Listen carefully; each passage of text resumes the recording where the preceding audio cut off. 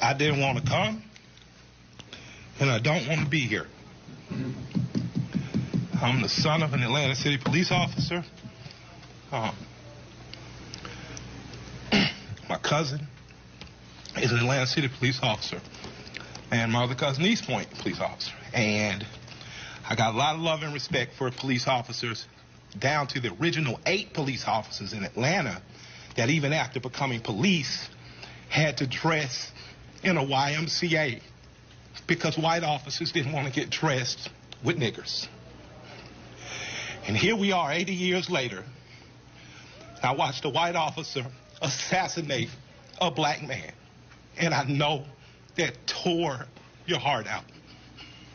And I know it's crippling. And I have nothing positive to say in this moment because I don't want to be here. But I'm responsible to be here because it wasn't just Dr. King and people dressed nicely who marched and protested to progress this city and so many other cities. It was people like my grandmother, people like my aunts and uncles who were members of SCLC and NAACP, and in particular, Reverend James Orange, Mrs. Alice Johnson, and Reverend Love, who we just lost last year. So I'm duty-bound to be here to simply say that it is your duty not to burn your own house down for anger with an enemy. It is your duty to fortify your own house so that you may be a house of refuge in times of organization. And now is the time to plot, plan, strategize, organize, and mobilize. It is time to beat up prosecutors you don't like at the voting booth.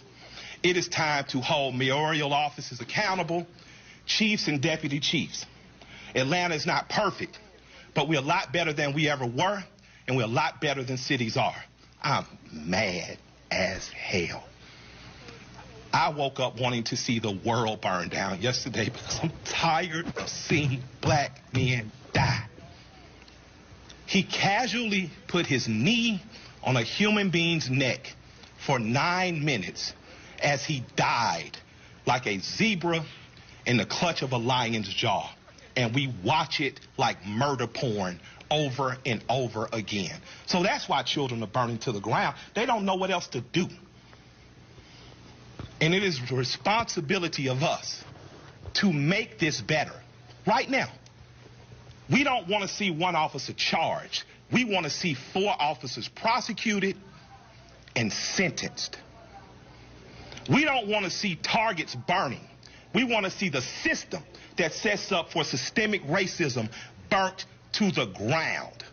And as I sit here in Georgia, home of Stevens, Georgia, former vice president of the Confederacy, white man said that law, fundamental law, stated that whites were naturally the superior race, and the Confederacy was built on a cornerstone. It's called a cornerstone speech. Look it up. The cornerstone speech that blacks would always be subordinate.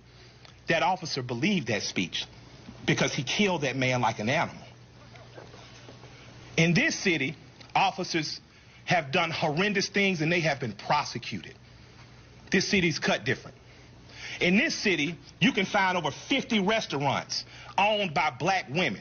I didn't say minority, and I didn't say women of color.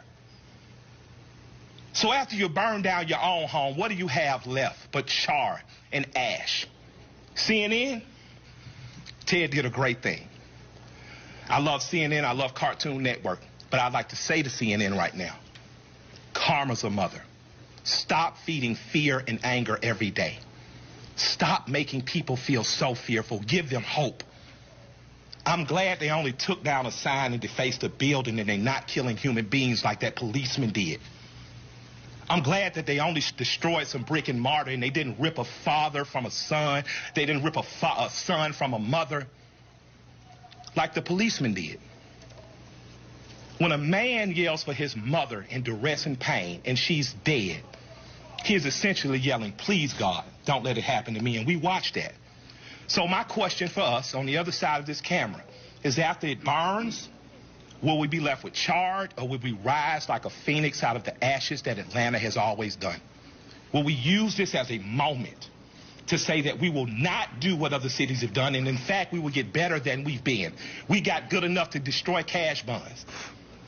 You don't have to worry about going to jail for something petty. We got smart enough to decriminalize marijuana. How smart are we going to be in the next 15 or 20 years to keep us ahead of this curve? So that much like when South Africa suffered apartheid, you had Andy and other politicians that could make sure that Atlanta said, Coca-Cola, we love you, but if you don't pull out of South Africa, we're going to leave. We're not going to drink Coca-Cola anymore. Coca-Cola jumped on their side and apartheid ended. So we have an opportunity now. Because I'm mad, I don't have any good advice. But what I can tell you is that if you sit in your homes tonight, instead of burning your home to the ground, you will have time to properly plot, plan, strategize, and organize and mobilize in an effective way.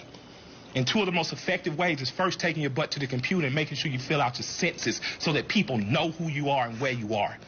The next thing is making sure you exercise your political bully power and going to local elections and beating up the politicians that you don't like. You got a prosecutor sent your partner to jail and you know it was bullshit, put a new prosecutor in there. Now's your election to do it. You want a different senator that's more progressive, that pulls marijuana through, now is the time to do that. But it is not time to burn down your own home. I love and I respect you. I hate I don't have more to say.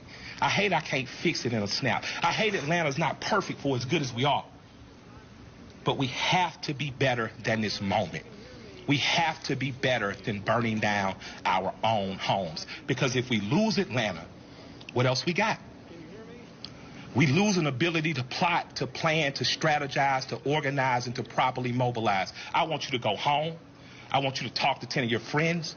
I want you guys to come up with real solutions. I would like for the Atlanta City Police Department to bring back the Community Review Board, one that Alice Johnson was formerly under Chief Turner. We need a review board here ahead of it before an officer does some stupid shit. We need to get ahead of it. That's my recommendation to my mayor and my chief. Let's get a review board. Let's get ahead of it, and let's give them power. We don't need an officer that makes a mistake once, twice, 3 times, and finally he kills a boy on national TV, and the next thing you know, the country is burning down. We don't need a dumbass president repeating what segregationists said. When you start looting, we start shooting. But the problem is some officers black and some people gonna shoot back. And that's not good for our community either.